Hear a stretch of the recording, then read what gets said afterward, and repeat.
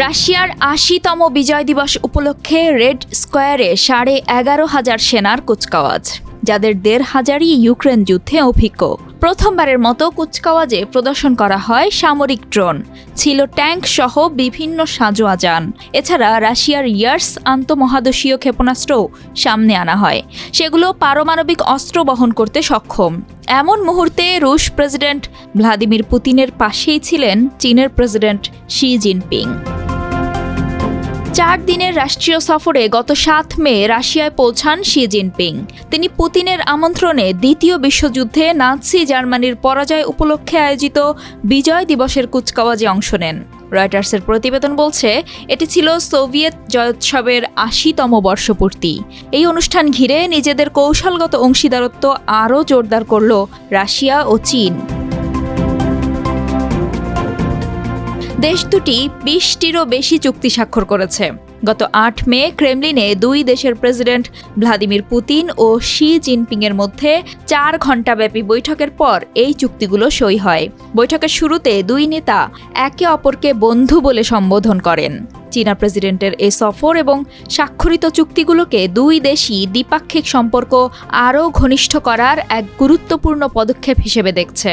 স্বাক্ষরিত চুক্তিগুলোর মধ্যে রয়েছে আন্তর্জাতিক আইন, জৈব নিরাপত্তা, বিনিয়োগ সুরক্ষা, ডিজিটাল অর্থনীতি, কোয়ারেন্টাইন ইন্সপেকশন এবং চলচ্চিত্র শিল্পে সহযোগিতা।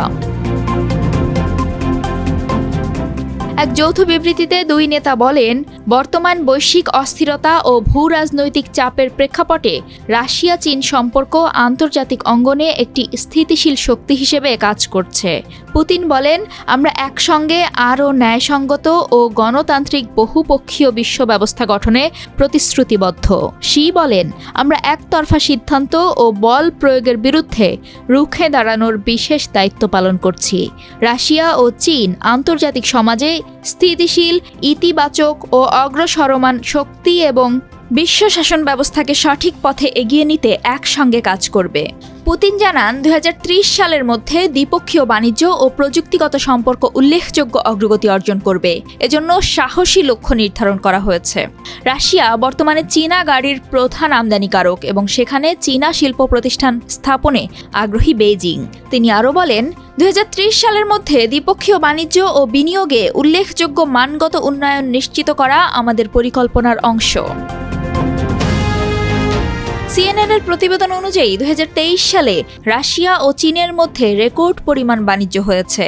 পশ্চিমা নিষেধাজ্ঞার মুখে চীন হয়ে উঠেছে রাশিয়ার প্রধান অর্থনৈতিক অংশীদার। যদিও পশ্চিমা দেশগুলোর অভিযোগ, চীন দ্বৈত ব্যবহারযোগ্য পণ্য সরবরাহ করে ইউক্রেন যুদ্ধে রাশিয়াকে সহযোগিতা করছে, যা বরাবরই অস্বীকার করে আসছে বেইজিং।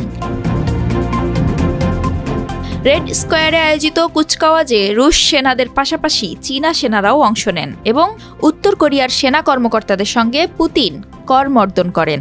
ক্রেমলিন জানায়, বিজয় দিবসে অংশ নিতে বিশ্বের ২ ডজনেরও বেশি দেশের নেতা মস্কোতে উপস্থিত ছিলেন। অতিথিদের মধ্যে ছিলেন ব্রাজিলের প্রেসিডেন্ট লুলা দা সিলভা এবং বিভিন্ন আফ্রিকান, এশিয়ান ও লাতিন আমেরিকান দেশের নেতারা। এই সময়ের মধ্যেই ইউক্রেনের জন্য ৩ দিনের যুদ্ধবিরতি ঘোষণা করে রাশিয়া।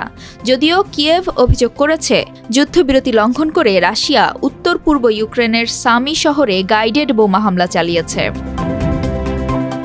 বিজয় দিবস উপলক্ষে রাশিয়ায় যাওয়া আন্তর্জাতিক নেতাদের উদ্দেশ্যে ইউক্রেনের প্রেসিডেন্ট ভ্লাদিমির জেলেনস্কি বলেন, তাদের নিরাপত্তার দায় ইউক্রেন নিতে পারবে না। বিজয় দিবসের কুচকাওয়াজকে তিনি নির্লজ্জতার কুচকাওয়াজ হিসেবে আখ্যায়িত করে বলেন, এটি হবে ঘৃণা ও মিথ্যার এক প্রদর্শনী। বিশ্লেষকদের মতে, ডোনাল্ড ট্রাম্পের আমেরিকা ফার্স্ট নীতির ফলে বিশ্ব ব্যবস্থায় যে অনিশ্চয়তা তৈরি হয়েছে, তার প্রেক্ষাপটই চীন ও রাশিয়ার ঘনিষ্ঠতা বাড়াচ্ছে। মার্কিন যুক্তরাষ্ট্রের সঙ্গে দ্বন্দ্ব, ট্রাম্পের আরোপিত শুল্ক ও বাণিজ্য যুদ্ধের মাঝেও চীন রাশিয়ার জন্য একটি গুরুত্বপূর্ণ কৌশলগত ও অর্থনৈতিক অংশীদারে পরিণত হয়েছে।